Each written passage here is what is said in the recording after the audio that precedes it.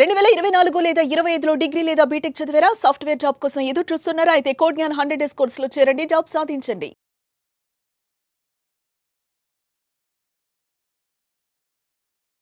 నమస్కారం శ్రీ ఆచార్య అనంతకృష్ణ స్వామి గారు.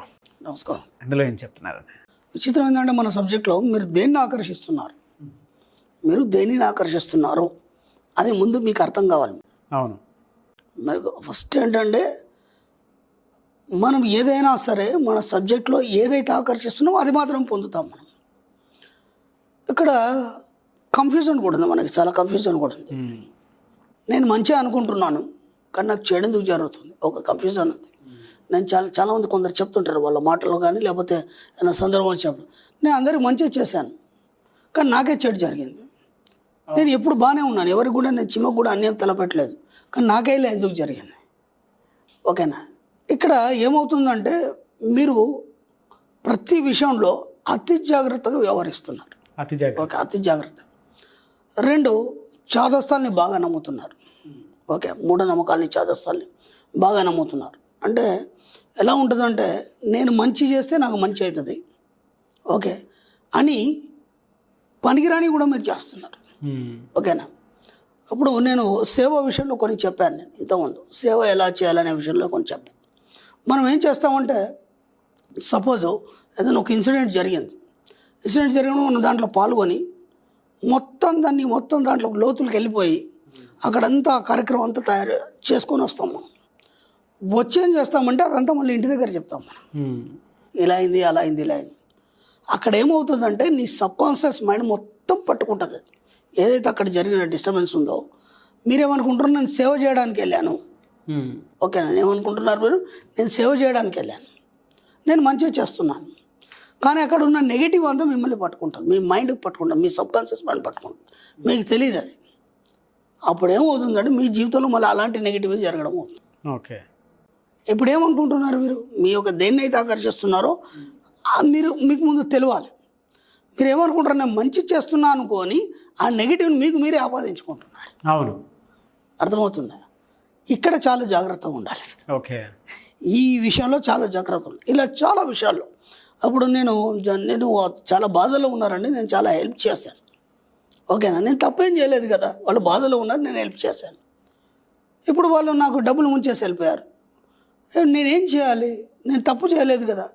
ఓకే, నీ కెపాసిటీ ఎంత ముందు నువ్వు ఆలోచించుకోవాలి. ఆ హెల్ప్ చేసేవు నీ కెపాసిటీ ఎంత, వాళ్ళు ఎంతవరకు కరెక్ట్ అనేది నువ్వు గుర్తించాలి. వాళ్ళు ఎంతవరకు నువ్వు కరెక్ట్ అనేది నువ్వు గుర్తించాలి. వాళ్ళు ఎంతకాలంగా నీకు తెలుసు. సపోజ్ నువ్వు ఇచ్చిన తర్వాత మళ్ళీ వీళ్ళు ఇచ్చే కెపాసిటీలో ఉన్నారా లేదా, అది ఇవన్నీ ఏమీ లేదు. వచ్చేసారు, గట్టిగా ఏడ్చేశారు, నువ్వు తప్ప ఇంకా వెళ్ళాడు అన్నాడు, నువ్వు ఏదో గొప్ప వాళ్ళలాగా ఫీల్ అయిపోయి ఏదో చేసి నీ దగ్గర లేకపోయినా ఇంకా అక్కడెక్కడ సర్దుకొని తీసుకొచ్చి వాళ్ళకి ఇచ్చేస్తాను. ఇప్పుడు ఏమైపోయింది, వాళ్ళకి ఏదైతే పరిస్థితి వచ్చిందో నీకు అదే పరిస్థితి వచ్చింది. ఇప్పుడు ఎందుకంటే నీ దగ్గర లేదు, అడిగేవాడు ఊరుకోడు, ఇప్పించావు నువ్వు, ఇప్పుడు ఎంత ప్రాబ్లం ఎదుర్కొన్నావు. అవును, చాలా దగ్గర కన్ఫ్యూజ్ అవుతున్నారు జనాలు. ఏంటంటే ఇక్కడ నేను మంచిగా చేశాను కదా, నాకెందుకు ఇలా అవుతుంది, నేను మంచిగా చేశాను నాకెందుకు ఇలా అవుతుంది అంటే మీరు దేన్ని ఆకర్షిస్తున్నారు. ఇప్పుడు అతని బాధను మీరు తీసుకొని అతని బాధను మీరు క్లియర్ చేస్తున్నాను అనుకునే విషయంలో మీకు తెలియకుండా వాళ్ళ యొక్క బాధని మీ సబ్కాన్షియస్ మైండ్ తీసుకోండి. అవును, ఇప్పుడు అర్థమైందా? ఎందుకంటే మీరు దాన్ని ఫీల్ అయ్యారు. ఇప్పుడు మీరు దాన్ని ఫీల్ కానప్పుడు నాతో కాదు, సింపుల్గా నేను చేయలేను అయిపోయింది. ఇక వాళ్ళ యొక్క బాధ మీ ఫీలింగ్ అనేది ఏం ఇక్కడ సంబంధం లేదు. వాళ్ళ పని వాళ్ళు చేసుకుంటారు, లేకపోతే ఇంకేదైనా దారి చూసుకుంటారు. కానీ ముందు వాళ్ళ స్టోరీ వినడానికి మీరు ప్రశాంతంగా కూర్చుంటారు కదా 15 నిమిషాలు, అది తప్పు. అది ఏం చేస్తుందంటే అది మొత్తం మీ సబ్కాన్షియస్ మైండ్ తీసుకుంటారు. వాళ్ళ స్టోరీ ఎక్కడెక్కడ ఏమైంది, ఎందుకు ఏమైంది, వాళ్ళు చెప్పిందంతా వింటారు. ఇప్పుడు ఏమైపోతుంది, మీ సబ్కాన్షియస్ మైండ్ కూడా జాలిపడడం అనేది మొదలవుతుంది. మీకు తెలియకుండానే జాలిపడి వాళ్ళకి హెల్ప్ చేయడం జరుగుతుంది. అక్కడ మీరు ఫెయిల్ అయిపోతారు.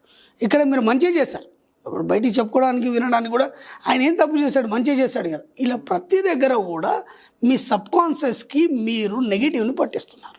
అవును, ఓకేనా? అందుకే నేను 100,000 సార్లు చెప్పాను. మీకు ఏం చెప్పానంటే ఒక సేవ అనేది ఎలా చేయాలి. అప్పుడు మీరు సమాజ సేవ చేయాలన్నాను.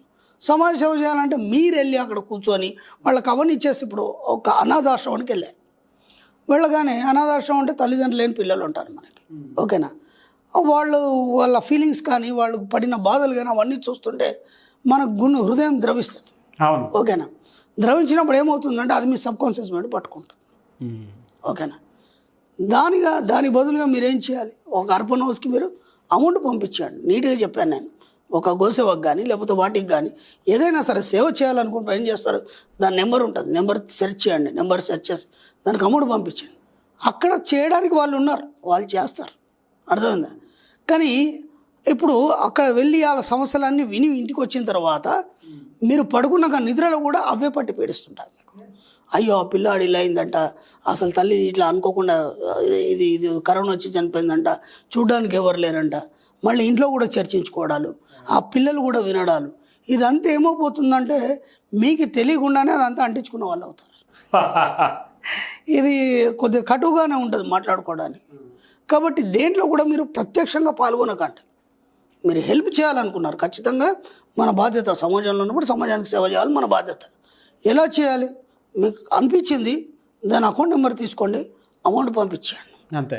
ఇలా మీరు ఏం చేస్తున్నారంటే దేన్ని ఆకర్షిస్తున్నారు మీకు తెలియకుండా, అనవసరంగా అన్నిటిని ఆకర్షించి మీ యొక్క జీవితాన్ని సమస్యల వలయం చేసుకుంటున్నారు. అదొకటే కాదు, ప్రతి దగ్గర ఏ విషయంలో అయినా సరే. అందుకే ఎవరి విషయంలో జోక్యం కలిగించుకోకండి. ఎందుకంటే మన డబ్బు విషయంలో, సంపద విషయంలో, ఐశ్వర్య విషయంలో ఎప్పుడైనా సరే ఎలాంటి విషయాలు మనం పట్టించుకోవద్దు. ఓకేనా?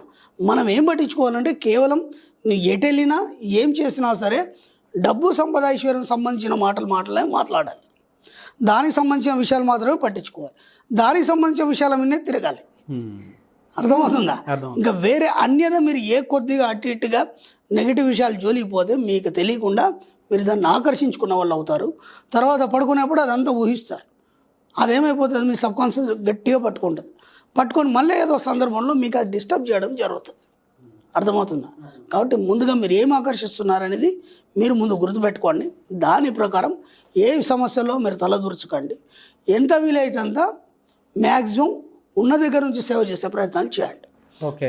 నిర్మోహమాటంగా ఉండండి. మన డబ్బు విషయంలో, సంపద విషయంలో అవుతుందని చెప్పండి, కాకుండా కాదని చెప్పండి. డబ్బు ఇచ్చాము మోసపోయే మాటలు వద్దు. ఇవ్వాలనుకుంటే ఇచ్చేయండి, మీరు మర్చిపోండి ఫస్ట్. మళ్ళీ వాళ్ళు తిరిగి ఇస్తారనే విషయం మర్చిపోండి. అలా చేయాలనుకుంటే అలా హెల్ప్ చేయండి. ఇక అక్కడ ఏ గొడవ ఉండదు. మీకు అంత జాలి బాధ అనిపించిందా, మీరు చేయగలిగే స్థితిలో ఉన్నారా, ఎమ్మటో ₹1,00,000 తీసి ఇచ్చేయండి. ఇక మళ్ళీ అవి వాళ్ళు తిరిగి ఇస్తారా అవన్నీ అవుతుంది. ఇక ఏ కాగితాలు కూడా ఏం అవసరం లేదు. అంత మీకు ధైర్యం ఉందా, అంత మీకు జాలి అనిపించింది కదా, మరి అంత ధైర్యం ఉంది కదా, అవసరమైతే ₹1,00,000 తీసి ఇచ్చేయండి. ఇక మళ్ళీ దాని గురించి ఆలోచించకండి. అప్పుడు ఏ గొడవ ఉండదు. ఇక మీ సబ్కాన్షియస్ మైండ్ పట్టుకొని మీరు హ్యాపీగా ఉంటారు. అప్పుడు మీరు ఇంకో రకం కూడా బెనిఫిట్ ఏంటంటే మీరు ఇవ్వడం వల్ల మీరు ధనవంతుడని విశ్వానికి తెలియజేసిన వాళ్ళు అవుతారు. అప్పుడు ఏమవుతుందంటే అంతకంత రెట్టింపు మీకు ఇవ్వడం జరుగుతుంది. కానీ ఇలాంటి విషయంలో ఇరుక్కొని అనవసరంగా వాటిని ఆకర్షించి మీ జీవితాన్ని డిస్టర్బ్ చేసుకోకండి.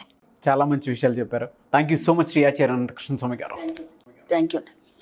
సుమన్ టీవీలో మీ పర్సనల్ అండ్ బిజినెస్ ప్రమోషన్స్ కోసం కింది నెంబర్కి కాంటాక్ట్ చేయండి.